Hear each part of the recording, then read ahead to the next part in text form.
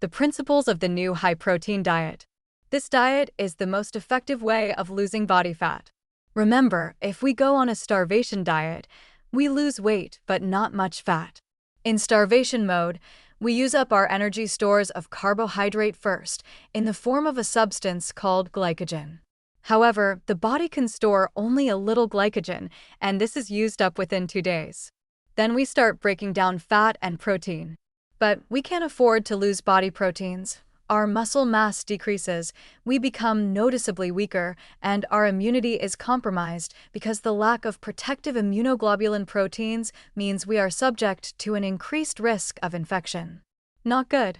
Sure, we look slimmer and we certainly weigh less, but we are weaker and becoming unhealthy. There is no point in dieting if it's going to make us ill. And, of course, because we need our muscles, when we even slightly stray from the diet, our bodies immediately rebuild muscle and we regain all of the lost weight very quickly. Yet another diet fails because it was never going to work in the first place. And we have succeeded in making ourselves considerably less healthy in the process. Not only have we gone through a period of reduced immunity and a lack of proteins, minerals, vitamins, antioxidants, and other essential nutrients, there is evidence that so-called yo-yo dieting of this nature is detrimental to health in the longer term. Quite simply, we are going to virtually eliminate all refined carbohydrates and sugars, which are also carbohydrates, leaving us with a low-carbohydrate, high-protein diet. Of course, you may have heard of high-protein diets before, and they all failed because the carbohydrates were not restricted. Remember, unless you switch off the mechanism to make fat and switch on the mechanism to burn fat, it is very difficult to lose body fat. On this diet, you will be cutting out virtually all refined carbohydrates so that body fat is burned preferentially to provide energy. Sugar, starch, white flour, cakes, bread, pasta, and rice are the usual culprits. These foods have very little nutritional value and, what's more, can cause medical and fat problems. Of course, there are forms of these carbohydrates, such as wholemeal rice, wholemeal bread, and wholemeal pastas, that do have nutritional benefits and which you can reintroduce later, but in the initial stage of the diet, you have to reduce all carbohydrates to switch on the fat-burning mechanism. You should definitely cut out all pasta, rice, cakes, and biscuits and stick to a maximum of 1 slice of bread per day.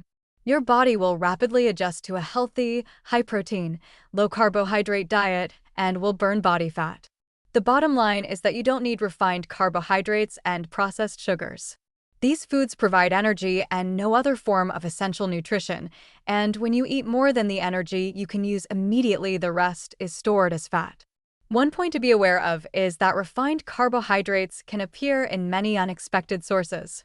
You probably know that bread, cakes, pastries, biscuits, pies, pizzas, potato crisps, and fried potato chips all contain refined carbohydrates, but pasta, rice, most breakfast cereals, most tinned foods, many prepackaged foods, tinned vegetables, tinned soups, and prepared sauces do as well.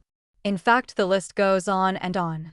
Virtually all fast foods contain very high proportion of refined carbohydrates, as well as hydrogenated fats, and if your diet is high in refined carbohydrates and hydrogenated fats, you will definitely put on weight. If you're worried that by cutting out refined carbohydrates you'll have virtually no foods left to choose from, fear not. In fact, high-protein and nutritious foods such as meat, poultry, fish, shellfish, and eggs are all open to you, along with vegetables, cheese, spices, and herbs, from which you can easily produce delicious, healthy, and quick meals. You'll be relieved to hear that you don't have to live on a diet of lettuce and tomato. On the contrary, you will be eating virtually limitless quantities of very tasty food complemented by delicious sauces and dressings, in other words, real food. What about fats in your diet? I've advised you to cut out refined carbohydrates and eat a high-protein diet, but what about the amount of fat you consume? This is going to seem a strange thing to say, and it's against all of the dietary advice you've been given in the past, but if you follow the principles of this diet carefully, you don't need worry about how much fat you're consuming. No, I have not gone mad, and I'm certainly not advocating a high-fat diet, but most of the bad fats are actually integrated into the sugary, starchy foods you have already excluded, and you will naturally avoid them when you stop eating these foods. So by excluding the refined carbohydrates, you have excluded the bad fats from your diet at a single stroke. Kidfluencers, growing up online. Scroll through any social media platform, and it will not take long to find children unboxing toys, reviewing products, or starring in carefully edited family vlogs. These young content creators, commonly known as kidfluencers, attract millions of followers and bring in vast sums of money for brands and families alike. To put it in context, influencer marketing has become a multi-billion-dollar industry, and children are now a cog in that commercial machine. At first glance, the phenomenon may appear harmless, even inspiring. Supporters argue that child influencers develop confidence, creativity, and business skills at an early age. Some parents insist that their children enjoy making videos and choose to participate willingly. However, beneath the glossy surface lies a far more complex reality. Put simply, many of these children are growing up inside an industry that prioritizes profit over protection. One major concern is the absence of clear regulation. While child actors in traditional media are protected by labor laws, trust funds, and limits on working hours, kidfluencers often fall into a legal gray area. Their work takes place at home, under parental supervision, which allows families to bypass regulations designed to safeguard minors. As a result, children may spend long hours filming, rehearsing, and keeping audiences engaged without any formal oversight. The pressure to remain visible can also be overwhelming. Algorithms reward constant uploads, meaning that taking breaks can quickly translate into declining views and income. Children may feel responsible for maintaining a family's livelihood, a burden that few adults would willingly accept.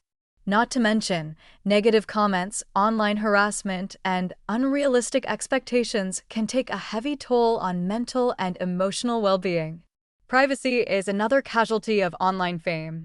Moments that would normally remain personal, tantrums, illnesses, embarrassing mistakes, are often broadcast to millions. Once shared, this content is virtually impossible to erase, leaving children with a permanent digital footprint they never consented to creating. At the same time, public visibility can attract inappropriate audiences and online predators, exposing young influencers to risks their parents may struggle to rein in. There is also the issue of hidden advertising. Sponsored content is frequently woven into everyday videos, making it difficult for young viewers to distinguish entertainment from marketing. This brings ethical questions to the fore about manipulation, consumerism, and the exploitation of both child creators and child audiences. None of this means that every family influencer is acting irresponsibly. Some parents take deliberate steps to limit filming, protect earnings, and prioritize education. Nevertheless, isolated good practice cannot replace systemic safeguards. Governments, platforms, and advertisers must share responsibility for ensuring that children's rights are not sacrificed for clicks and profits. To cut a long story short, kidfluencers represent a powerful symbol of how digital culture is evolving faster than the laws meant to regulate it. Until stronger protections are introduced, growing up online will remain a high-stakes experiment, one in which children bear the most substantial risk. Is banning single-use plastic the right option? Around the world, people are realizing the significant problems caused by plastic waste. In the last 65 years, we have become increasingly dependent on plastic. It's easy to understand why. It's cheap to produce, light, therefore easy and cheap to transport, and incredibly strong and durable. But it's these advantages which also make it so harmful. 1____. The microplastics that result from these processes are harmful to the environment. It is also very difficult to recycle. In fact, currently only 9% of all the plastic produced has been recycled. 2____. One popular solution to the problem is to prohibit single-use plastics. In the UK, supermarkets are being encouraged to set up plastic-free aisles, in which the food is displayed loose, and shoppers are encouraged to make more environmentally friendly choices in packing and transporting their food. A tax has already been placed on plastic carrier bags, which has cut their use by 90%. 3____. Schemes for reducing the use of plastic bottles are also being considered, including paying people to return bottles to shops and increasing the number of public drinking fountains. Some governments, such as Canada and India, have even promised to ban the use of single-use plastic altogether by the not-too-distant future. One of the fields where single-use plastic has a vital role is medicine. This is not just because of its low cost. It's also because, by using dishes, vials, syringes, and so on just once, infection and cross-contamination are minimized. 5____. Plastic packaging is also crucial in the food industry, as it ensures that food is safe for consumers. Meanwhile, the provision of bottled water in poor regions and in emergency situations has reduced the spread of waterborne diseases and saved many lives. Another issue is that alternative materials to plastic are often more environmentally harmful than plastic. Take paper bags, for example. Research by the Northern Ireland Assembly shows 4 times more energy is required to manufacture a paper bag than a plastic bag. 6____. Even more, pollution is created when paper bags degrade. In fact, they generate 70% more air and 50 times more water pollutants than plastic bags. 7____. Other alternatives, like aluminium, glass, card, or cotton, similarly have environmental issues of their own. Clearly, there is a need to reduce plastic waste and its impact on the environment. However, simply banning their single use may not be the best option. Industries that rely on single-use plastics for people's health and safety must be accommodated. 8____. Meanwhile, a better solution to banning all plastics might be to invest in redesigning plastics that can be readily broken down and remanufactured, and better recycling technology. Regulating deepfakes. What are deepfakes? Deepfakes are videos, images, or audio that have been changed using artificial intelligence, AI, to make something look real, even though it's not. 1____. Deepfakes can swap faces, change voices, and create fake content that looks real. While this technology can be fun in movies or art, it can also be dangerous when used to spread false information. How do deepfakes work? Deepfakes use AI technology called generative adversarial networks, GNs. GNs involve 2 systems. One creates fake content, and the other tries to detect if it's real or not. 2____. By using a lot of video, photos, and audio of someone, AI can make deepfake videos that are very convincing, making people look and sound like someone they aren't. Why is it important to talk about deepfakes? Deepfakes are becoming increasingly easier to make. 3____. Now, almost anyone with a computer and some basic software can create one. This makes it easier for people to spread fake content, which can be harmful. The more people are aware of the existence of deepfakes, the less likely they are to believe everything they see. What's the effect of deepfakes on politics?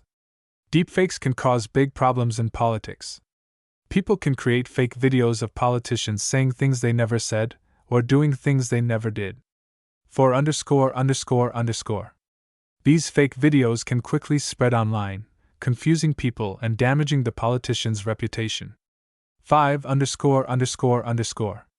Fake videos might be shared during election campaigns, and voters might not have enough time to check if they are real or not. As these videos spread on social media, millions of people might see them before the truth comes out, which can hurt political discussions and make it difficult to know what's true. What's the impact of deepfakes on personal reputation?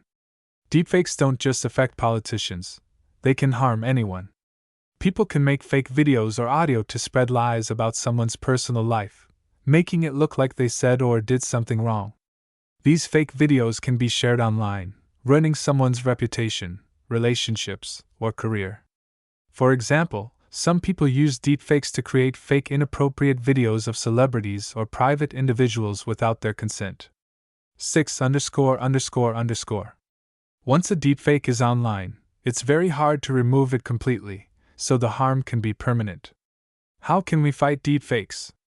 As deepfakes become more common, governments and tech companies are trying to find ways to stop them from being used to harm people.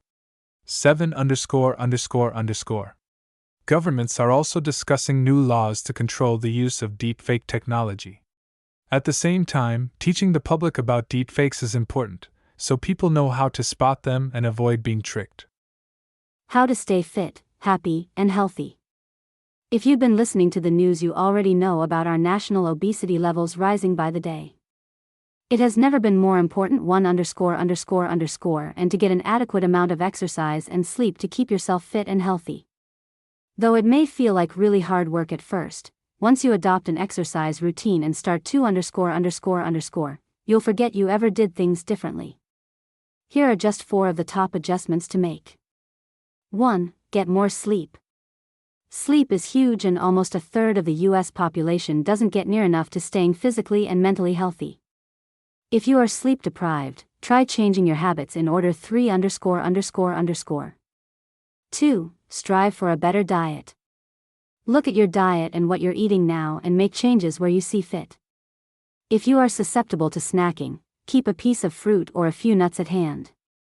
The key is to eat small meals throughout the day. Reduce portion sizes, take out white bread and replace with whole grains, and make sure each meal contains at least 1 portion of fruit or vegetables. Healthy food doesn't have 4____, and you can get an abundance of low-priced fruit and veggies, like apples, bananas, potatoes, and peas. 3. Stop all those bad habits. Take a look at your current lifestyle and make a small list of everything you do that is not good for your health. This could be anything from eating too much junk food or drinking too much caffeine, to smoking or drinking. Start the process of breaking these habits one by one. Some will be easy, while others may take months or maybe years. 5____, but the sooner you start fighting, the better. Some addictions, like smoking, drugs, or alcohol, are incredibly bad not only to your health, but also to your pocketbook. If you smoke or drink, start by cutting back on how many drinks you have, or cigarettes you smoke, in a day, and if necessary, seek medical advice and assistance. 6____. 4. Exercise. We all should be doing at least 30 minutes of exercise, 3 to 4 or more times a week. 7____. This can be pretty much anything that is physical, like walking, cycling, running, swimming to weightlifting, etc. This too does not have to be expensive, and you can get a great workout without joining any costly gyms. Most of these exercises are inexpensive, and just doing a cardiovascular exercise, like walking, jogging, or walking on a treadmill a few times a week will do your body and heart good. Personality and health. There is increasing evidence that health is linked to personality. However, until now, the relationship has not affected the way healthcare is delivered. There are several reasons for this. Some health workers doubt whether there is a direct link between health and personality or whether it's just a coincidence. Some feel it is their professional duty to treat all patients in the same way. Others argue that delivering health services according to patients' personalities will have minimal impact and therefore isn't worth the effort.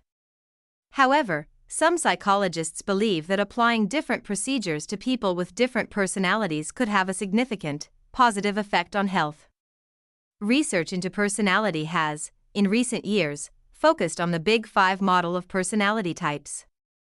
This model measures how neurotic, extrovert, open to experience, agreeable, and conscientious a person is. Some of these personality types have been studied in relation to health. For example, conscientious people tend to be less likely to smoke, drink too much alcohol, or be inactive. However, in other cases, the relationship is less clear. Neurotic behavior, for instance, has been found in some studies to increase the risk of death, in others to protect people from illness, and in others to have no link to health at all. Even so, if health workers applied an understanding of personality to the services they provide, they could influence the extent to which patients act on advice and follow their treatment. For example, high sensation-seeking individuals, who are extroverts and unconscientious in the Big Five model and tend to take part in risky activities, respond to drama, energy, and emotion. Thus, to encourage those people to follow health advice, health promotions can be designed to incorporate those factors. An example of this was the campaign Centaur, which aimed to reduce cannabis use among high sensation-seeking teenagers. By creating a suitable television advert, they successfully engaged these youths and reduced their recreational drug use. Of course, this approach isn't always possible. It is often impractical and expensive to create several versions of a campaign to reach different personality types. However, recent developments in computer technology, cookies, and targeted advertising may allow this approach to be used more in future. Personality could also be considered when sending messages, information, and guidance to specific patients. Already, health information is usually available in various forms, printed, digital, audio, and so on, to be suitable and accessible for different users, such as the blind, the elderly, and people with reading difficulties. Research has also shown that, by identifying different patients' motivations for treatment and then corresponding with them in a way that reflects their motivations, patients will become more involved in their treatment, compared to when the same messages are sent to everyone. Correspondence could, therefore, be adapted to reflect patients' personality type, too. For example, less conscientious people could be sent phone reminders to attend appointments. So far, there has been very little research into the effectiveness of tailoring health guidance according to personality, so this area deserves further study. Until now, the focus of personality health research has been to explore the link between personality and health and has had very little practical application. Thus, health workers have not engaged deeply with it. However, by suggesting, trialing, and implementing practices to engage patients with different personalities, the relationship between psychology researchers and health workers could improve, along with the health of the general public. Egypt Travel Guide. Courtesy and hospitality are important when doing business in Egypt. The host of a business meeting will usually offer tea or a small snack before commencing. It's polite to refuse the first offer, but once the host insists, the guest should then accept. Alcohol is legal, but should be avoided until visitors know their Egyptian colleagues' attitude towards drinking, and, if acceptable, should be drunk in moderation. It is not considered suitable for women to overindulge in alcohol. If invited to a business lunch, expect food to be lavish and plentiful. Throughout the Arab world, it is considered bad manners either to display anger or to openly criticize another person in public. Tact and diplomacy are always required. In social life, punctuality is almost laughable. For business, visitors should be on time but expect locals to be often late, and do not take offense. Men should not offer to shake a woman's hand, and vice versa, unless clearly invited to do so. Men and women should dress smartly for business meetings, suits and tie for men, suit for women or smart trousers/skirt/jacket, and always dress modestly. Shoulders and knees should never be shown. Economy. On taking power in 1970, Anwar al-Sadat introduced a policy of infida, openness, towards investment. Egypt's economy underwent rapid growth during the 1970s with the quick expansion of the oil industry, tourism, and the Suez Canal, and it has continued to expand in subsequent decades. The tourist sector is expanding rapidly, particularly along the Red Sea and Mediterranean coasts, despite sporadic terrorist activities of Islamic fundamentalists. Agriculture, which relies on irrigation from the Nile, employs 1/3 of the working population. Foreign aid, especially from the USA, is an important source of government funds. Internet. There are internet cafes in the main cities, including Cairo, Alexandria, Dahab, and Luxor. Even small, more remote towns including Siwa will have at least one venue, usually in the market area. Connection is usually reliable. Tourists can also access the internet in hotels, with in-room Wi-Fi available, though often at a costly price. Media. The Egyptian press is one of the most influential and widely read in the region, while Egyptian TV and the film industry supplies much of the Arab-speaking world with shows from its media production city. Press freedom is encouraged. Press laws which allow prison sentences for libel have encouraged self-censorship on sensitive issues. How to stay fit, happy, and healthy. If you've been listening to the news, you already know about our national obesity levels rising by the day. It has never been more important and to get an adequate amount of exercise and sleep to keep yourself fit and healthy. Though it may feel like really hard work at first, once you adopt an exercise routine and start to you'll forget you ever did things differently. Here are just 4 of the top adjustments to make. 1. Get more sleep. Sleep is huge, and almost a third of the US population doesn't get near enough to staying physically and mentally healthy. If you are sleep deprived, try changing your habits in order. 3. 2. Strive for a better diet. Look at your diet and what you're eating now and make changes where you see fit. If you are susceptible to snacking, keep a piece of fruit or a few nuts at hand. The key is to eat small meals throughout the day. Reduce portion sizes, take out white bread and replace with whole grains, and make sure each meal contains at least 1 portion of fruit or vegetables. Healthy food doesn't have 4 and you can get an abundance of low-priced fruit and veggies like apples, bananas, potatoes, and peas. 3. Stop all those bad habits. Take a look at your current lifestyle and make a small list of everything you do that is not good for your health. This could be anything from eating too much junk food or drinking too much caffeine to smoking or drinking. Start the process of breaking these habits one by one. Some will be easy, while others may take months or maybe years. 5 but the sooner you start fighting, the better. Some addictions like smoking, drugs, or alcohol are incredibly bad not only to your health, but also to your pocketbook. If you smoke or drink, start by cutting back on how many drinks you have or cigarettes you smoke in a day, and if necessary, seek medical advice and assistance. 6 4. Exercise. We all should be doing at least 30 minutes of exercise, 3 to 4 or more times a week. 7 This can be pretty much anything that is physical, like walking, cycling, running, swimming to weightlifting, etc. This too does not have to be expensive, and you can get a great workout without joining any costly gyms. Most of these exercises are inexpensive, and just doing a cardiovascular exercise, like walking, jogging, or walking on a treadmill a few times a week will do your body and heart good. Teenage social media millionaires. Many kids dream of becoming millionaires before they're 20, but few realize their dreams. Some do, however. Harnessing new technology, their ideas become thriving multi-million-dollar businesses that inspire others. Let's see how some of them did it. A. Dominic McVeigh.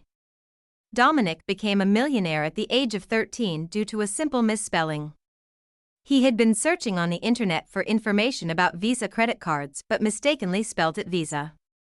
This took him to the website of an American company that sold scooters. Dominic had always wanted a scooter but couldn't afford one. So he contacted the site and offered to sell their scooters in the UK. The company gave him a deal: if he could sell 5 scooters, he would get 1 free.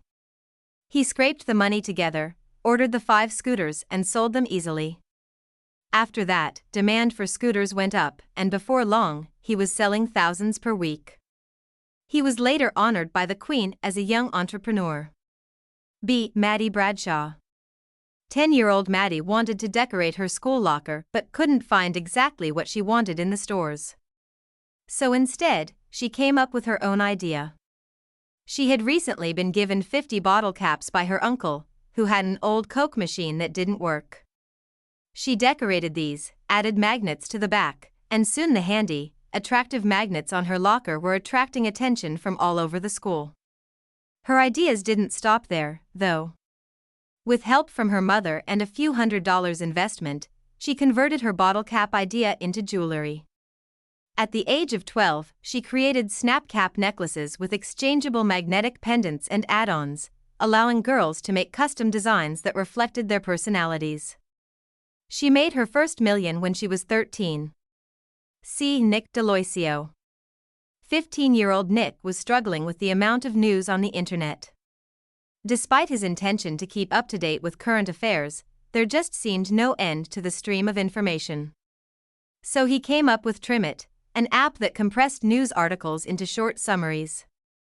Trimit was pretty basic, and summaries were mostly gibberish. However, the app attracted the attention of a Hong Kong investment company, which gave Nick $300,000 to develop his idea. He improved the app and relaunched it under the name Sumly. This version was very successful and later sold to Yahoo for $30 million. Now Nick runs a team of programmers who work on algorithms and language processing intricacies while he focuses on design. Sean Belnick. As a young teenager, Sean made money by selling Pokemon cards and mowing lawns. But he also had an eye for business and paid curious attention to his stepfather's work as a manufacturer's representative for office furniture. He noticed that customers generally had no need for face-to-face contact with suppliers, so he invested $500, learned HTML programming and created a website from which he sold mid-price office chairs. He sourced these directly from the manufacturer and stored them in his bedroom. His timing was perfect, as his business launched when companies were looking to cut costs. Sean, a millionaire by the age of 16, continues to work with his stepfather in a partnership that brings together experience gained over time and youthful, fresh ideas. Their company has won an award for its efforts to reduce energy consumption and carbon dioxide emissions. Learning from penguin poop. The unique features of penguin poop have allowed scientists to make a remarkable discovery. The feces of Adelie penguins, which live along the Antarctic coast and its islands, have a unique color. They are bright pink due to the penguin's diet, which consists largely of pink creatures called krill. They eat so much of it that their plentiful poop stains the ground on which they live, as well as their own bodies. Moreover, they produce so much poop that the pink stains can be seen from space. This attribute has been useful for scientists studying these birds, as it has allowed them to locate colonies of penguins using satellite images. It isn't possible to see individual penguins in satellite photos, but the pink stains are easy to identify. Scientists can even estimate the size of the colony from the size of the pink area. Researchers using this method were, until recently, reasonably certain that they knew the whereabouts of all the Adelie penguin colonies on the continent. However, a colleague at NASA then developed an algorithm which automatically detected these stains, rather than finding them by human eye. The computer program identified many more pink patches that the researchers had previously overlooked, particularly in the Danger Islands. Researcher Heather Lynch admitted that the researchers had probably missed these colonies because they never expected to find them there. As the name suggests, the Danger Islands are difficult to get to and are almost always covered in sea ice. They are so small that they don't even appear on many maps of Antarctica. However, once the researchers were aware of the colonies, they completed a full survey. They discovered 1.5 million penguins in this small area, more than in the rest of Antarctica. Although this seems a large number, research findings suggest that it is lower than previous years. By studying satellite images from the past, which date back to 1982, the team were able to deduce that penguin numbers peaked in the late 1990s, and have since declined by 10 to 20%. Krill fishing is one of the main causes for the population decline of penguins in Antarctica, but because the Danger Islands are normally surrounded by sea ice, there is less human activity here than in other parts of the continent. This leads researchers to believe that the recent decline is due to other factors, such as climate change. The scientists are now conducting research in the area to better understand the species and the long-term health of the colonies. One team, for example, is analyzing the color and content of the poop to investigate changes in the bird's diet. This can show the extent to which penguins are affected by commercial fishing. Another is digging holes to learn more about the penguin's past. By radiocarbon dating the bones and eggshells found in these holes, the team have discovered that the penguins have been inhabiting these islands since 2,800 years ago. By learning more about the penguin population of Antarctica, the team hopes to understand more about the impact of human activity on the natural world. 10 things you should never do when starting a new job. Congratulations! You've finally secured a new job, and now you want to start off on the right foot. You want to be careful not to make any career-ending mistakes. So, what should you never do when starting a new job? 1____. You learned this in first grade, when the teacher began keeping track of tardies. Being on time matters. Factor in extra time if there's traffic, construction, or other reasons to expect a delay. 2____. Before starting your job, talk with the hiring manager or human resources professional to make sure you understand what constitutes acceptable outfit for your new workplace. There's nothing more embarrassing than showing up wearing something that doesn't fly with your supervisors. 3____. Many companies require new employees to go through a training process before starting a new position. While it may be tempting to skip these sessions or treat them lightly, don't do it. Even if your training managers won't be your direct supervisors, they are watching you. 4____. No matter where you're working, there are certain processes, tools, and forms that make up the standard operating procedures of your company. You may have been introduced to these through a very organized, systematic orientation, or you may feel like you're expected to absorb them by osmosis. If you were formally informed, consider yourself fortunate. If not, don't feel shortchanged or frustrated. Instead, take initiative and master the basics on your own. 5____. It's understandable that you may need help or guidance during your first few weeks at a new job, and asking coworkers for assistance or just to answer questions can be perfectly acceptable. But remember, you were hired because managers believed in your ability to get the job done. Ask for help if you need it, but believe in yourself and prove that you can do the work yourself. 6_____. Your employer isn't paying you to chat with your girlfriend or even your kid's babysitter. Make a personal policy of limiting personal phone calls and texts to your lunch break, except for emergencies. 7____. Most likely, you and your employer agreed to a certain salary during the hiring process. So don't change your mind before you even show up at work.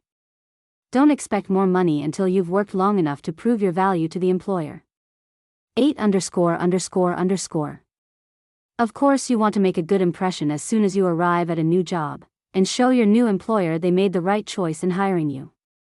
However, be cautious of suggesting new policies or strategies during your first few weeks, as it may not be the best way to demonstrate you are a team player. At first, take time to really understand and learn your job, then over time, you can make suggestions and changes as situations arise, and as your input and expertise is called upon. 9_____. In a new job, there will always be a learning curve, and effective supervisors understand that. Inevitably, you'll be asked to do something or expected to know something that you don't yet know or know how to do. Rather than saying you can complete the task on your own, tell the truth and don't be afraid to say, I don't know. 10_____. You may be so eager to start your new job that you don't want to stop and ask questions. But by skipping even the most basic questions, you are setting yourself up for failure. Teenage social media millionaires. Many kids dream of becoming millionaires before they're 20, but few realize their dreams. Some do, however. Harnessing new technology, their ideas become thriving multi-million-dollar businesses that inspire others. Let's see how some of them did it. A. Dominic McVeigh. Dominic became a millionaire at the age of 13 due to a simple misspelling. He had been searching on the internet for information about Visa credit cards but mistakenly spelt it Visa. This took him to the website of an American company that sold scooters. Dominic had always wanted a scooter but couldn't afford one. So he contacted the site and offered to sell their scooters in the UK. The company gave him a deal: if he could sell 5 scooters, he would get one free. He scraped the money together, ordered the 5 scooters and sold them easily. After that, demand for scooters went up, and before long, he was selling thousands per week. He was later honored by the Queen as a young entrepreneur. B. Maddie Bradshaw. 10-year-old Maddie wanted to decorate her school locker but couldn't find exactly what she wanted in the stores. So instead, she came up with her own idea. She had recently been given 50 bottle caps by her uncle, who had an old Coke machine that didn't work. She decorated these, added magnets to the back, and soon the handy, attractive magnets on her locker were attracting attention from all over the school. Her ideas didn't stop there, though. With help from her mother and a few $100 investment, she converted her bottle cap idea into jewelry. At the age of 12, she created snap cap necklaces with exchangeable magnetic pendants and add-ons, allowing girls to make custom designs that reflected their personalities. She made her first million when she was 13. See Nick D'Aloisio. 15-year-old Nick was struggling with the amount of news on the internet. Despite his intention to keep up to date with current affairs, there just seemed no end to the stream of information. So he came up with Trimit, an app that compressed news articles into short summaries. Trimit was pretty basic, and summaries were mostly gibberish. However, the app attracted the attention of a Hong Kong investment company, which gave Nick $300,000 to develop his idea. He improved the app and relaunched it under the name Sumly. This version was very successful and later sold to Yahoo for $30 million. Now Nick runs a team of programmers who work on algorithms and language processing intricacies while he focuses on design. Sean Belnick. As a young teenager, Sean made money by selling Pokémon cards and mowing lawns. But he also had an eye for business and paid curious attention to his stepfather's work as a manufacturer's representative for office furniture. He noticed that customers generally had no need for face-to-face contact with suppliers, so he invested $500, learned HTML programming and created a website from which he sold mid-price office chairs. He sourced these directly from the manufacturer and stored them in his bedroom. His timing was perfect, as his business launched when companies were looking to cut costs. Sean, a millionaire by the age of 16, continues to work with his stepfather in a partnership that brings together experience gained over time and youthful, fresh ideas. Their company has won an award for its efforts to reduce energy consumption and carbon dioxide emissions. UK students protest COVID-19 measures. October 5, 2020. A group of UK university students are demanding partial refunds of their university fees, due to the coronavirus restrictions which have severely limited their university experience. This comes at a time when over 2,600 students and staff in 50 UK universities have confirmed cases of COVID-19. Thousands of students have been told to self-isolate, while face-to-face lessons have been replaced by online lectures. The group, Refund Us Now, has been asking for a 15% cash refund for all students who have been told lies and forced to comply with strict rules by their universities. The 15% corresponds to the amount by which online learning was found to be less effective than in-person teaching, according to one international study. At the beginning of the term, students were encouraged to attend campus. They were promised a safe university experience involving a blend of online and face-to-face teaching. Instead, many have been forced to stay inside halls of residence, socializing only with the students with whom they share kitchen and bathroom facilities. Many of them feel they have been abandoned and mistreated. At Manchester Metropolitan University, where 1,700 students in 2 accommodation blocks were told to self-isolate after more than 120 tested positive, there are reports of security guards stopping students from leaving their halls, even when they were no longer required to self-isolate. Meanwhile, students at Leeds University were left without cleaning supplies or information about how to buy food or take out rubbish.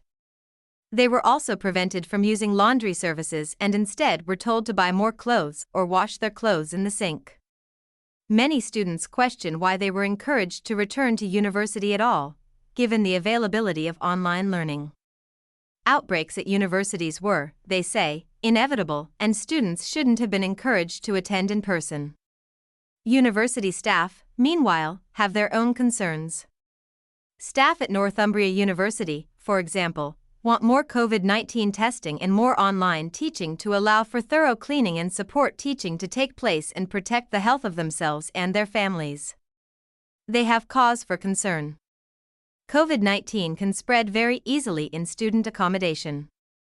It's also very hard to monitor and enforce students' activities there, unlike in the bars and restaurants that they are forbidden to visit. Despite hefty fines for breaking government rules of remaining in household groups, some students are organizing parties for 20 to 25 people.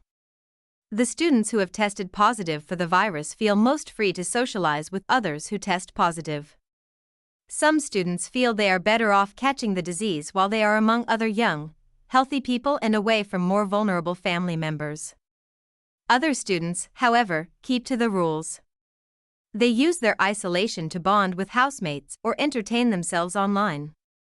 But inevitably, some are feeling mental and emotional strain, as well as anger and frustration over their less-than-perfect university experience. Will they get a refund? There are calls for students to get money back if the quality of their learning is severely impacted by the new conditions. However, students receiving adequate online learning and access to appropriate library and research facilities are ineligible. Meanwhile, students who have been told to self-isolate at short notice in student accommodation are receiving food, essential items, and some financial assistance. It seems that students will have to accept their unfortunate university experience as just another unwelcome impact of the COVID-19 outbreak. Do we really need cash anymore? When the COVID-19 pandemic spread around the globe, many banks took action. The Federal Reserve began to quarantine money, while in some regions of China, banknotes were taken away and disinfected. 1__. The public responded positively. In the UK, the number of contactless payments increased by 36% between 2020 and 2021. Today, many people are embracing the cashless economy. After all, it comes with many advantages. For a start, it's safer, as cash is easily stolen. 2__. Mobile payments are even more secure. As well as that, all your transactions are logged, making record-keeping far simpler. 3__. Cashless transactions make it easier for them to collect data, identify economic trends, and detect fraud.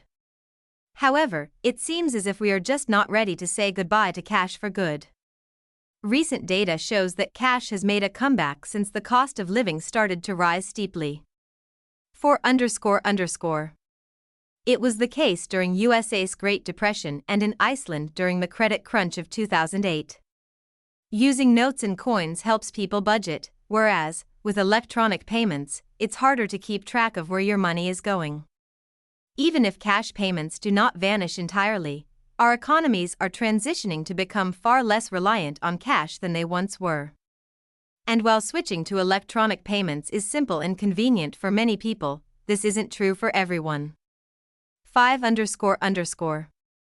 An increasing number of stores have stopped accepting cash payments altogether, meaning that such people may become more marginalized. Moreover, alongside the decline in cash usage, the number of ATMs and local banks has dropped significantly. 6__. Despite the popularity of electronic transactions, it's clear that they won't become the sole transaction method, at least in the near future.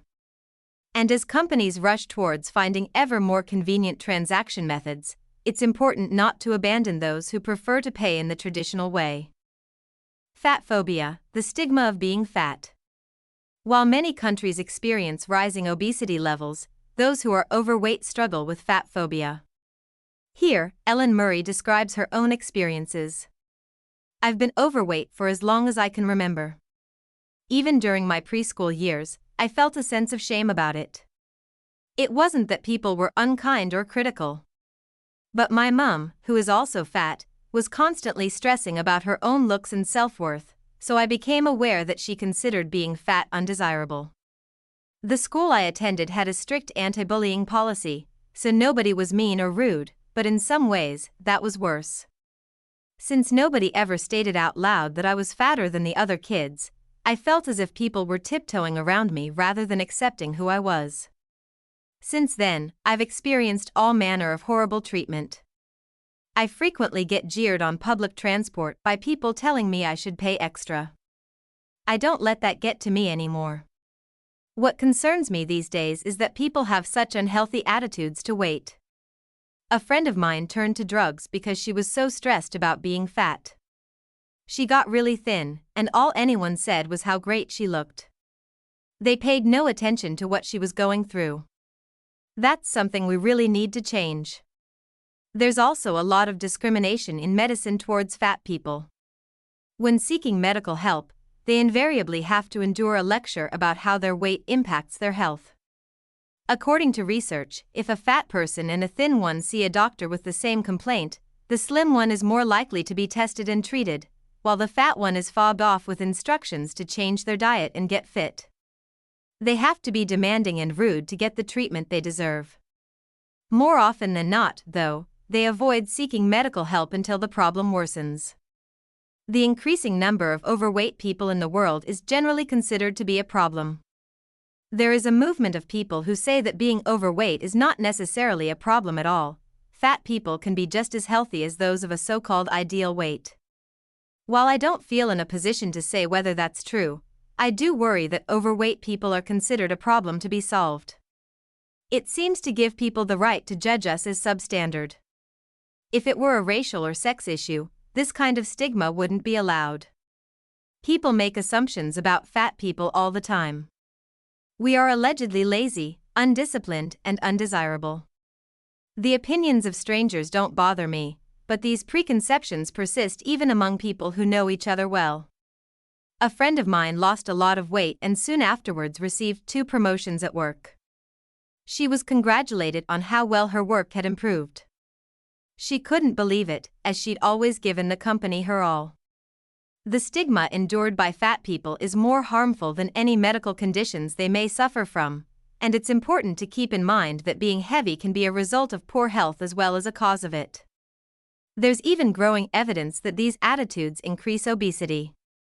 They certainly create mental health issues. Only by presenting overweight people in a positive light can this trend be overturned, and both the attitudes of fat and slim people must be addressed. All industries, including media, fashion, food, and medicine, should play a part in creating change. Secondhand fashion. Amy Wyke, a successful secondhand clothes retailer, talks about the evolution of this industry. Amy had told me that she mostly wore purely secondhand outfits these days, so when I first saw her in her sharp, red blazer and pleated skirt, I assumed this was one of the rare days when she decided to dress in brand new clothes. Surely, if they were secondhand, the red would be faded and the jacket would have lost its shape. However, Amy assured me that they were not. She admits, though, that she would ordinarily wear something far more comfortable and scruffy. Asked whether she'd always been a fan of dressing secondhand, Amy said, "As teenagers, we'd make fun of the kids who wore used clothes. It was a sign that you couldn't afford new things, and no one wanted to admit to coming from a poor family. Whenever my mom came home with something for me, I'd refuse to wear it, even if it looked quite trendy. I was convinced that someone would somehow know where it had come from. It might have belonged to one of my friend's siblings for all I knew." It's completely different now, Amy continues. Teens these days will happily admit to wearing secondhand clothes. The fact that they are affordable is a benefit, but it's not their main motivation. After all, plenty of stores offer cheap, mass-produced clothes. Even with many high street shops closing, you can buy them online, and despite what is often said, these clothes can be well-designed and long-lasting. But there lies the problem. They produce mountains of polluting waste, and young people want to do their bit to prevent that. Now, Amy is one of many new entrepreneurs making the most of the trend in secondhand clothing. It's not all plain sailing, though. As Amy says, with so many competitors, you've got to find your edge. Some sellers specialize in designer labels, for example, or clothing from a particular era. Of course, you have the problem of sourcing the right clothes for your brand. Trends change as well, which could turn around and bite you. Selling a bit of everything, as I do, means I'm not putting all my eggs in one basket, but it means I have to find other ways to attract customers. I've learned important lessons in my work, especially regarding money. I struggled working alone and earning a pittance for ages, thinking it was more cost-effective than taking on staff. I'm so glad I'm not doing that now, as I'm bringing in far more even while paying out for 2 people's wages. It's the same with the website.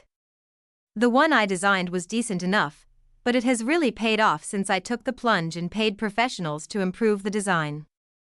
It doesn't come easily to me, as I'm not naturally a spendthrift. I asked Amy her thoughts about the future of secondhand clothing.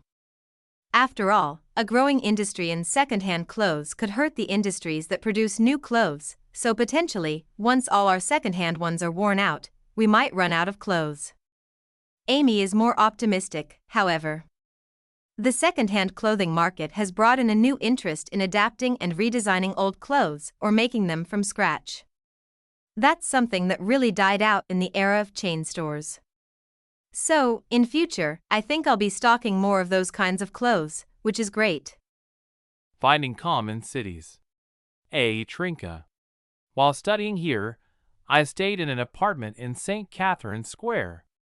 In medieval times, this would have been a bustling area used for markets and public gatherings, but now it's a little haven of calm, away from traffic and commerce. There are places like this dotted around the city, most of which have benches where you can rest your feet. There's no greenery in them though. It would have been nice to get some shade from a tree or enjoy its blossom. The city as a whole lacks green spaces or paths beside the river where you can enjoy nature.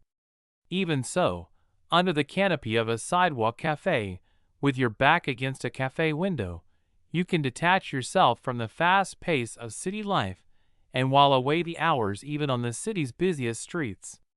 B. Campila. As a city, Campila is entirely utilitarian. The purpose of its streets is simply to shift people and goods from one place to another. Consequently, they are devoid of any aesthetic attributes, like statues or old decorative features. Since there's nothing of appeal to make you want to linger, everyone just puts their head down and gets where they want to be as quickly as possible. As a result, it doesn't give the impression of a relaxing city. That said, once you get where you want to be, you will often find yourself somewhere peaceful and serene. For there is no shortage of quiet tea shops and bars designed with soft lighting and comfortable furniture to calm your nerves.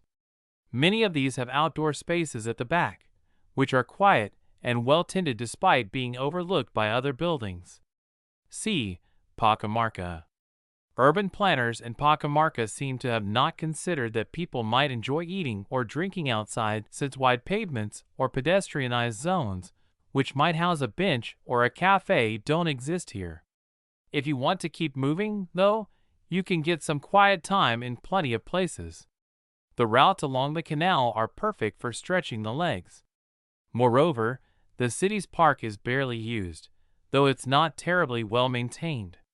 It's hard to find somewhere to sit which looks both clean and able to support someone's weight.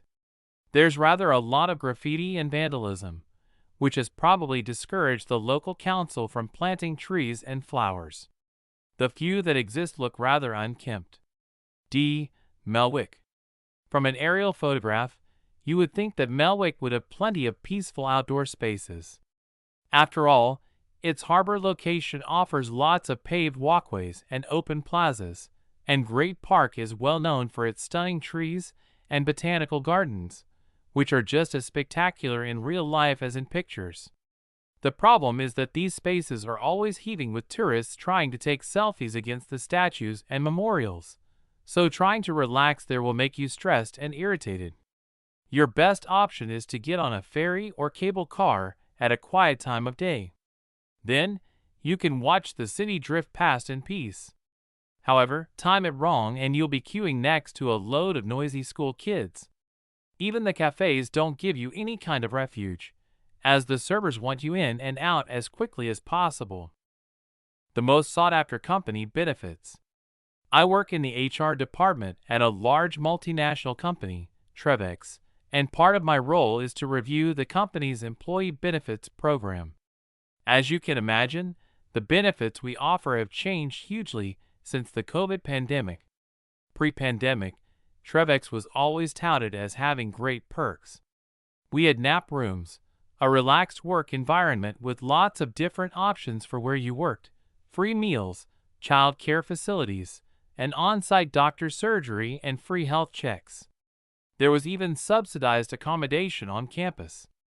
Basically, we had everything available to allow our employees to work without interference or distraction from the outside world. That's not to say that it was an all work and no play sort of place. We offered excellent vacation time with the option to buy extra days, and lots of people took advantage of our gym, spa, and subsidized excursions. It wasn't everyone's cup of tea, though. We did get considerable criticism from those who thought we were a sort of cult that enticed young, talented men and women and turned them into machines, giving them everything they could possibly need in return for their undivided attention and work. I don't think that is entirely fair. After all, I don't think there's anything wrong with a company wanting to get the most out of the workers it is paying to employ. No one was forced to work overtime, although most chose to do so. Anyone who didn't like the conditions was free to leave. However, our staff turnover was indeed high. Lots of employees experienced burnout after several years at the grindstone. But even if we lost top talent, we never had trouble employing fresh graduates who were eager to prove themselves and take advantage of our high pay rates. The pandemic changed everything, though. With everyone forced to stay away from the office and our childcare center, we had to put all our efforts into enabling staff to work from home. It was a 180-degree turnaround for us, as we had always tried to make the workplace as attractive a place as possible.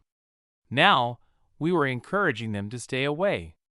Many could not cope with the demands of child care on top of work and threatened to leave. Suddenly, we had to listen to our staff instead of calling the shots. What they wanted was the flexibility to manage their private lives alongside their working lives. Instead of convenience, they wanted choice, the option to be able to choose child care, medical or sports facilities, rather than feeling obliged those at work, or even the option to care for children or elderly relatives themselves. What's more, mental health care was also deemed as high a priority as general health care, something we had overlooked in the past. In no time at all, well-being and counseling initiatives have been put in place. These changes have had a significant impact on our staffing. Now, instead of taking on the minimum number of employees required and working them to the bone, we have more people on the payroll than ever before, many working part-time or flexible hours. It means we can retain our experienced staff, and that's really beneficial. I don't think people want different things now compared to the days before the pandemic. I just think that in the past, we had been led to assume that dedicating our lives to work was the only option, and the perks that companies offered that attempted to keep people working happily for as long as possible reinforced that attitude. I think the pandemic gave people a chance to reflect on what really is important in life, and companies have had to change their practices at the risk of losing their best staff. The most unusual tourist attractions. A. Island of Dolls, Mexico. Deep in the verdant waterways of Xochimilco near Mexico City lies a small island with a history that chills to the bone. The Island of Dolls is a place where countless dolls, in varying states of decay, hang ominously from trees. These dolls, weathered by the elements, are said to be an offering by a grieving caretaker to soothe the restless spirit of a young girl who drowned in the canal nearby. Visitors describe an intense atmosphere, where the silence is broken only by the whispering leaves and the unblinking gazes of plastic figures. It's an attraction that blends folklore, sadness, and the supernatural. B. Temple of Rats, Deshnok, India. At the Karni Mata temple in the small town of Deshnok, Rajasthan, thousands of rats scurry underfoot, revered as sacred. Locals and travelers alike tread carefully so as not to disturb these holy creatures, believed to be the reincarnated kin of the goddess Karni Mata. The air is filled with the musky scent of incense and the quiet chitter of rodents. Offerings of milk and grain are left for them, and it's considered particularly auspicious to spot the rare white rat among the throng.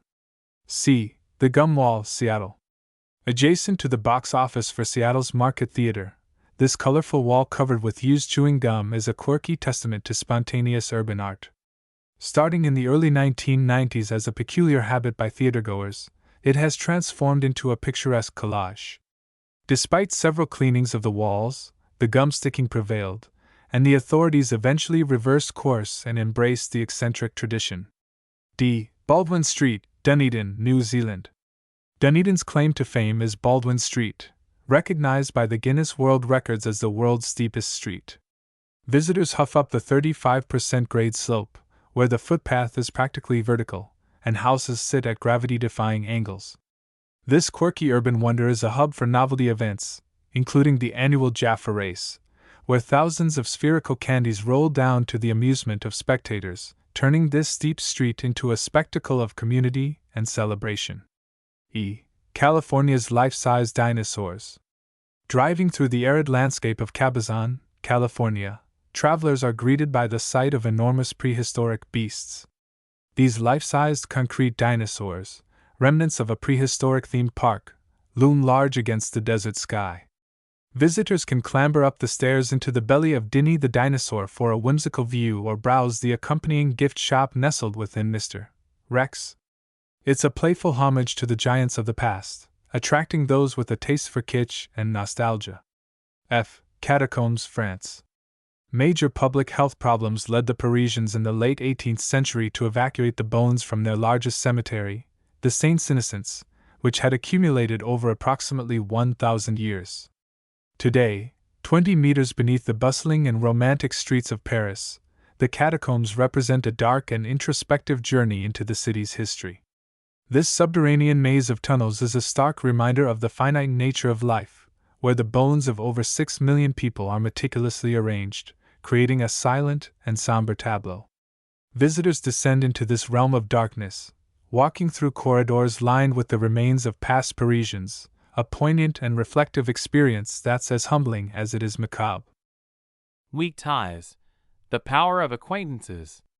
Picture your social world as a vibrant garden. Your close friends and family are the sturdy trees and colorful flowers that provide structure and beauty. But let's consider another kind of plant in this garden analogy, perhaps the grass that blankets the ground. The grass represents what has been coined as your weak ties, that is, your casual acquaintances, the barista who knows your coffee order, the neighbor you greet in the morning, or the coworker from a different team you occasionally share a joke with. 1__. Yet these casual connections harbor a surprising strength that can subtly enrich your life in ways you might not expect. In our quest to nurture deep, meaningful relationships, we sometimes overlook the significance of the grass beneath our feet. 2__. They boost our mood and enrich our day-to-day experience, making us feel that we are part of something. By acknowledging the value of these casual connections, we can foster a richer, more diverse social garden that nourishes our well-being and strengthens our ties to the community around us. 3__. Imagine you're stressed from work, and on your way home, you engage in a lively chat with your bartender about yesterday's football match, exchanging a bit of banter that brings a genuine smile to your face. 4__. These brief yet spirited exchanges momentarily lift you out of your worries, making you feel connected and lighter. When you finally get home, the residual stress from work feels diminished, replaced by a sense of community and shared joy. 5__. In the digital age, the significance of nurturing these casual face-to-face connections becomes even more pronounced. It's a proven remedy for social isolation and the unhealthy habit of being in your head. It's about appreciating those quick, light exchanges as much as we do the long, heartfelt conversations. 6__. Thus, the next time you find yourself sharing a simple, good morning, or a small talk about the weather with someone you don't know well, think of it as tending to your garden of possibilities. Every person we meet, no matter how briefly, adds a thread to the intricate tapestry of our social lives. And every thread, regardless of its thickness, contributes to the strength and beauty of the whole. Am I in a toxic relationship? A toxic relationship is one that undermines your well-being, emotionally, psychologically, and sometimes even physically. These relationships can exist in various contexts, from friendships to romantic partnerships, and even within families. It is characterized by behaviors that leave you feeling unsupported, misunderstood, demeaned, or attacked. Basically, it is an interrelationship where the bad consistently outweighs the good, and your overall welfare is threatened. Identifying toxic dynamics early is crucial.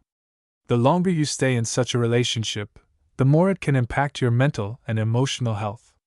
Recognizing toxicity allows you to take steps to protect yourself and seek healthier connections. Physical or verbal abuse is a clear sign of toxicity, but psychological abuse is not as obvious. Alongside persistent criticism and attempts to isolate you from loved ones, constantly being blamed and made to feel guilty about your or somebody else's actions are behaviors to watch out for. According to many, however, what makes toxicity apparent in a relationship are frequent situations of consistent disrespect, where you don't feel appreciated or are even insulted.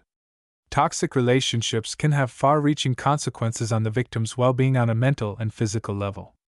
Living in these emotionally unhealthy conditions leads to a steady decrease in self-worth and self-esteem. Lacking energy after interactions and experiencing depression, anger, or tiredness are only some of the negative effects that such relationships can have on an individual. Physically, the stress and anxiety stemming from toxic dynamics can lead to a range of health issues, including digestive issues, weakened immune function, and sleep disturbances. The list of toxic behaviors is long, but the most damaging patterns in a relationship can be categorized depending on the type of effect these behaviors can have on others. One of these categories is behavioral control, which includes strategies employed by individuals to influence and dominate others to achieve personal gain. This can be obtained either through controlling and forceful measures, such as aggressive behaviors, or through subtly shaping the thoughts, feelings, and behaviors of others by lying or bending the truth. This is a form of manipulation, known as gaslighting, in which facts are changed or withheld to suit the toxic person's interests, causing you to question your own senses and thoughts. Another category of toxic behaviors is emotional impact, which is determined by how individuals experience and react to emotional signals, whether they be positive or negative. It refers to the effects of emotional experiences on thoughts, feelings, and behavior, which can range from positive emotions like happiness to negative ones like sadness or fear. This category is relevant especially for those who deal with past traumas or insecurities. These individuals are considered vulnerable as they may struggle to set limits, express needs, or protect themselves from harm, making them more prone to exploitation by others. Identifying and dealing with your weaknesses is a good starting point to build up your ability to bounce back emotionally. In today's interconnected world, it's essential to recognize that toxic behavior isn't limited to face-to-face interactions but can occur through digital mediums, affecting mental and emotional health just as profoundly. In the virtual world, where cyberbullying, online harassment, and forceful control through technology are some of the toxic tactics that thrive on popular digital communication platforms, establishing personal space and addressing red flags as they occur might not be enough to protect yourself against all forms of toxicity. Being mindful of online content, verifying information before accepting it as truth, and curating online spaces to prioritize positivity and healthy interactions can help limit exposure to toxic content. Climate migrants. As the climate crisis gets worse, millions of people are being displaced, forced to leave their homes, due to environmental problems. These people, often called climate migrants or climate refugees, face serious challenges. Climate change is causing many areas to become less safe or less able to support life.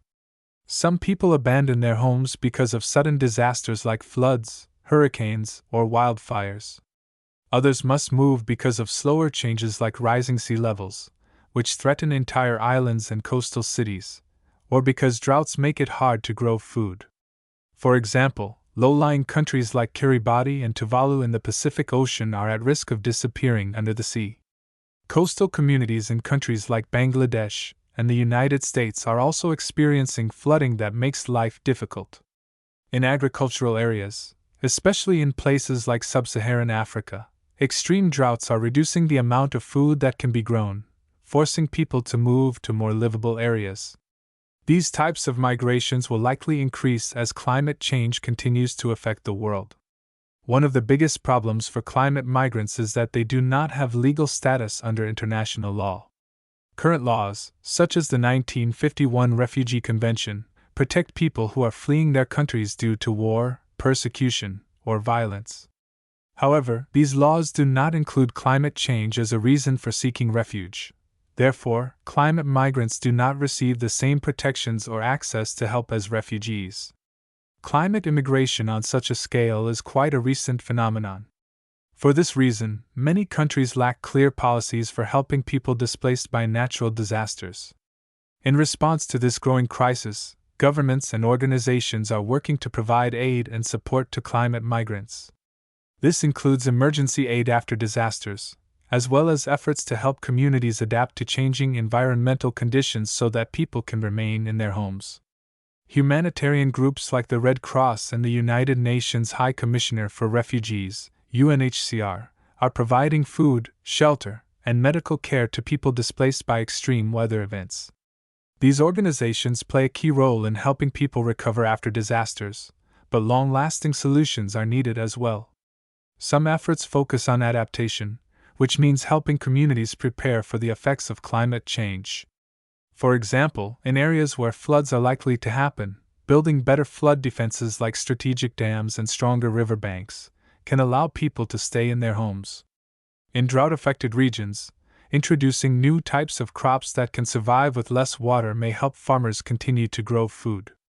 However, many countries lack the resources to implement these solutions on a large scale, so international support is needed. Another form of aid is resettlement programs, which allow climate migrants to move to other countries. However, these programs are often small and do not help enough people. As natural disasters continue to displace millions of people, there is an urgent need for new legal protections for climate migrants.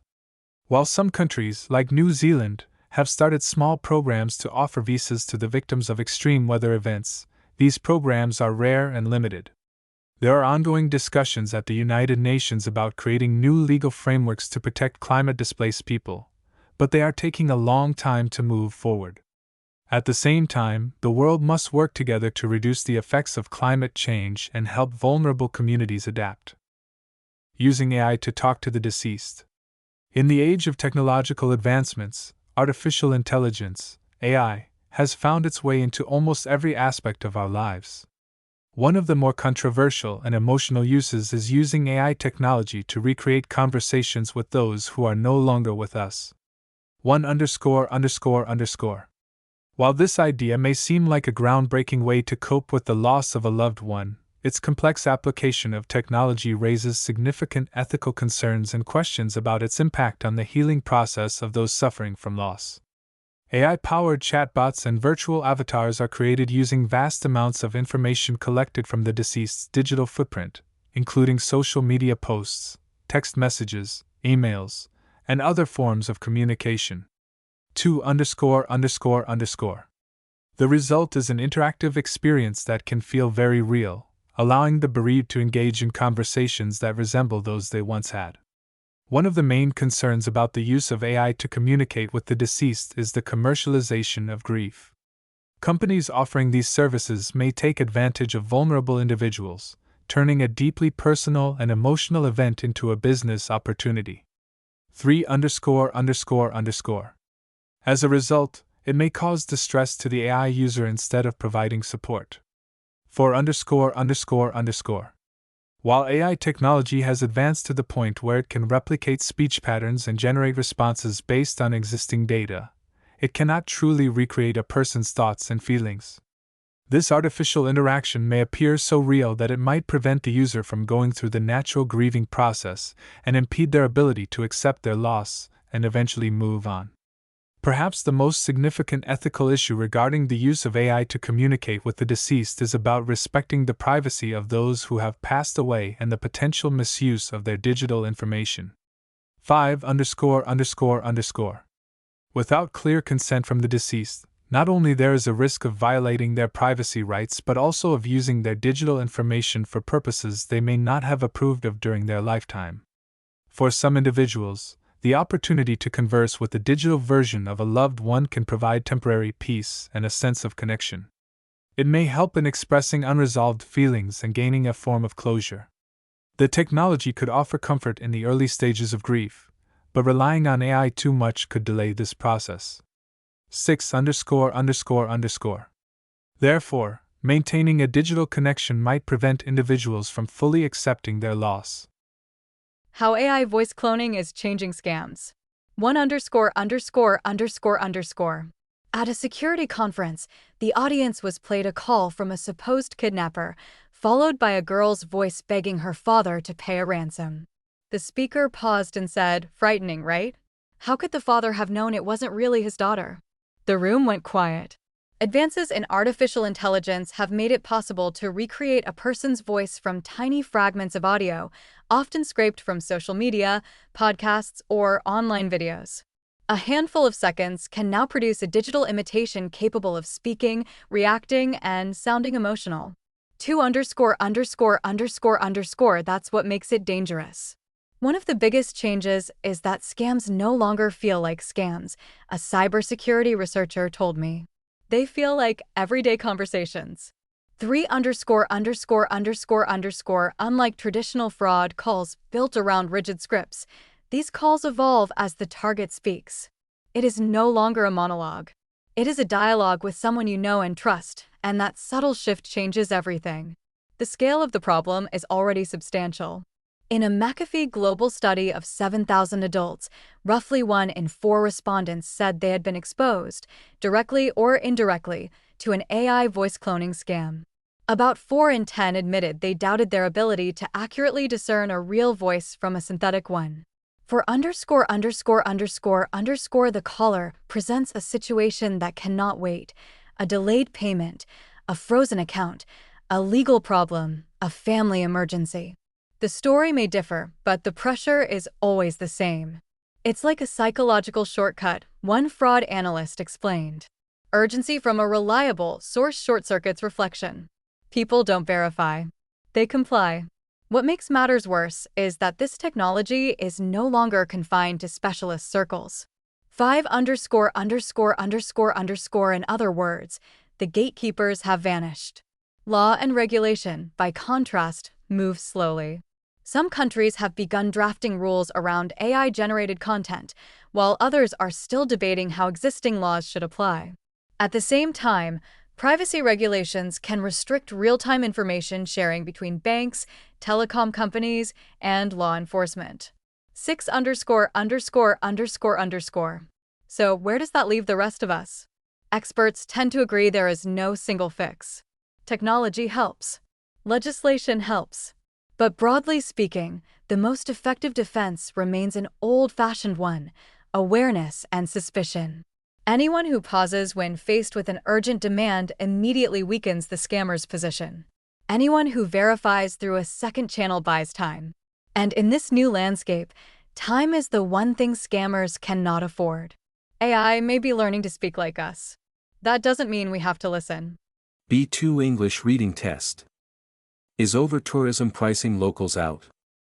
If you have ever tried to enjoy a picturesque old town, only to find it full of souvenir shops, short-term rentals, and restaurants with menus in 5 languages, you have most likely experienced over-tourism.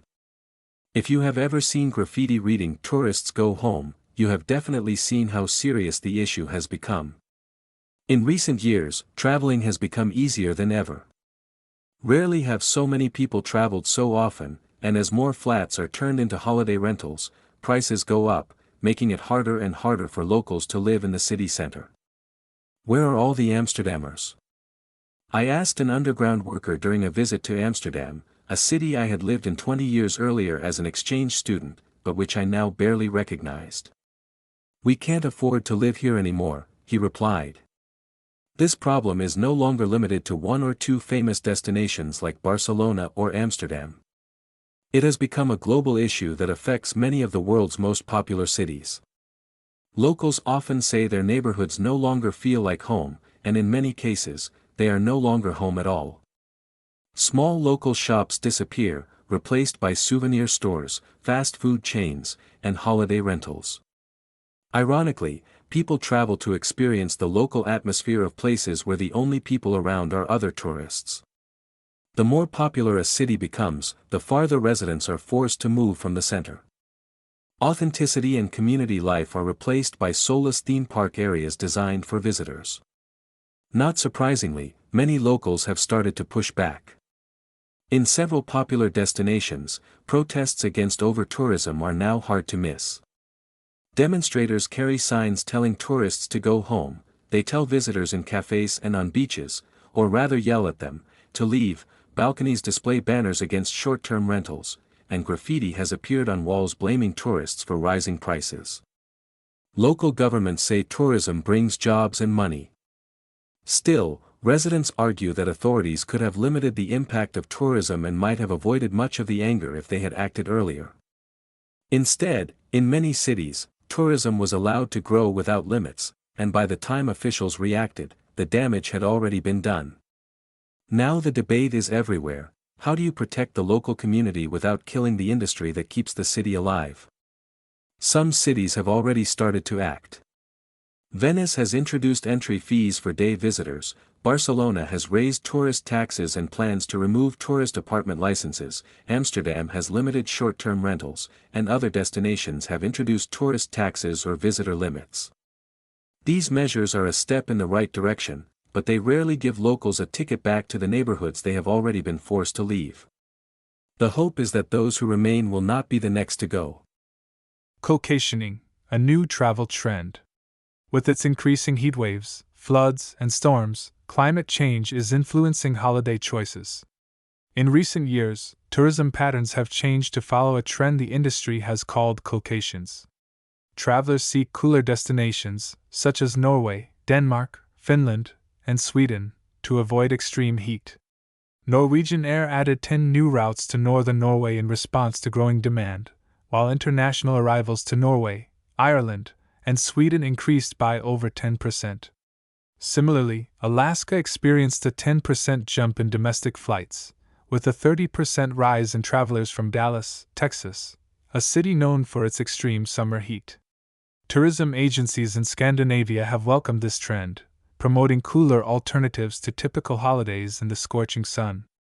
The Mediterranean, a long-standing summer favorite destination, has been affected by extreme weather events. Spain and Italy have recorded their hottest years in 2022 and 2023, while Greece has battled severe wildfires and droughts.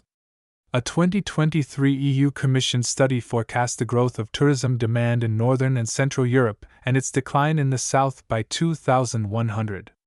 To support this prediction, a European Travel Commission survey found that 74% of travelers now avoid destinations with extreme heat. As a result, it has been noted that the Mediterranean summer is moving away from a single high-priced peak season in July and August. Travelers braving the hottest months might, in fact, benefit from lower rates. On the other hand, the new trend suggests that there will be two high seasons, May-June and September-October. This shift means that hotels and other accommodation establishments in central and southern Italy and in the south of France are staying open for longer, even all year round on some occasions. In Kenya, owners of safari camps have noticed a breakdown of traditional seasonal predictability. One of them explains that consistent and easily forecast weather patterns used to force all safari camps to close during the rainy season. However, the rains now arrive unpredictably, sometimes early, sometimes late, or not at all, leading to unforeseen or unnecessary closures. As a result, they are seeing more visitors opting for safaris during traditionally off-peak and rainy periods to take advantage of lower prices. However, not all experts agree that cocations are a lasting trend. On Visit Sweden's website, there's no clear indication whether demand for cooler climates is rising, while Visit Norway's website suggests that favorable exchange rates and marketing are responsible for their tourism growth, not just weather. The vast majority of German tourists, for example, still prefer warm destinations, though that could change in the future. In 2023, out of Germany's 65 million vacations, only 3.6 million were to northern countries like Sweden or Norway. Spain, Italy, and Greece remain top choices, with sun and beach destinations as the main attraction for European travel. Although Northern Europe and the Alps could become popular options if Mediterranean summers become too hot to handle, experts believe such a change would take decades. For now, Southern Europe's popularity continues, with over 300 million travelers visiting the region in 2023 compared to 80 million in the north. However, many argue that collocation is more of a marketing approach than a real movement. Some researchers say that such a trend doesn't exist, but it's an idea that some countries' tourism boards have made up, hoping to attract more visitors during less popular months. A walk gone wrong. I hadn't planned to be in the forest after sunset, but I'd ambled farther than expected, following a trail that twisted beneath the pines like a half-forgotten memory. When the final streak of daylight slipped behind the ridge, the silence hit me. Even the insects seemed to have called it a day. I strode forward, trying to retrace my steps, but the shadows stretched across the path in long, crooked lines, and soon I wasn't entirely sure whether I was still on the same track. A cold wind pushed through the trees. I shuffled down a slope of loose stones, muttering at my own stupidity as one slid beneath my foot and I stumbled, grabbing a branch just in time. Fine, I told myself. I had my phone. Except the screen lit up for half a second before dying completely. Perfect. The one day I forget my power bank is the day my battery decides to resign. I stood still, listening. Somewhere in the distance, water trickled over rocks, a stream. If I followed it downhill, I'd eventually reach the road. So I picked my way through the undergrowth, occasionally crouching to avoid low branches, the darkness thickening around me. Every so often, a squirrel scampered up a trunk, sending a burst of noise through the still air, and each time my heart performed an unnecessary acrobatic display. As I moved, a thought surfaced. This is how our ancestors walked, not to get their steps in, but to stay alive. Their brains evolved to read every snap, rustle, and shifting shadow. And here I was supposedly modern and rational, yet my senses had slipped instantly into that ancient mode. My steps grew more deliberate. The forest felt strangely high definition. I reached the stream and began paddling cautiously along its edge. The stones were slick, and twice I nearly slipped, but something kept me going, adrenaline mixed with the realization that I had absolutely no plan B. With every meter, my anxiety eased, replaced by a deep, primal focus. No notifications, no background noise, just movement. I had, quite unintentionally, unplugged myself. Then I heard it. Footsteps behind me. Not an animal. Human. I froze, breath tight in my chest. The steps were slow, deliberate, getting closer. My imagination, helpful as ever, offered several catastrophic explanations. I forced myself to turn. A large shape emerged from the dark. It waddled toward me, heavy and unsteady. Then a head torch sliced through the shadows. "You all right?" a voice called. Relief hit me so hard my knees almost gave way. It was a forest ranger, a giant in a reflective jacket. His radio crackled as he reached me. "We saw your car by the gate. Thought you might be lost." I let out a shaky laugh. "I think I've just rediscovered the evolutionary benefits of walking." He grinned. "Happens to the best of us. Come on this way." As we headed back, my steps felt lighter, steadier. I wasn't just leaving the forest, I was walking out with a clearer mind than I'd had in months. What makes us laugh? We all love a good laugh, but have you ever tried to explain why something is funny? It's surprisingly difficult. The moment you start analyzing a joke, it dies on the spot like a frog in biology class. Still, humor fascinates us because it sits somewhere between logic and madness. There's order in the chaos, sense in the silliness. And when a joke really lands, we burst out laughing, unable to stop ourselves. According to psychologists, most laughter begins when our brain spots something unanticipated, a twist, a mismatch, a sudden change of direction. It's that instant when we think, wait, what just happened? And then realize everything still makes sense. The surprise releases tension, and boom, we laugh. A punchline is basically a friendly ambush. But the science only tells half the story. Laughter isn't a solo sport, it's contagious. We are 30 times more likely to laugh when we're with other people than when we're alone.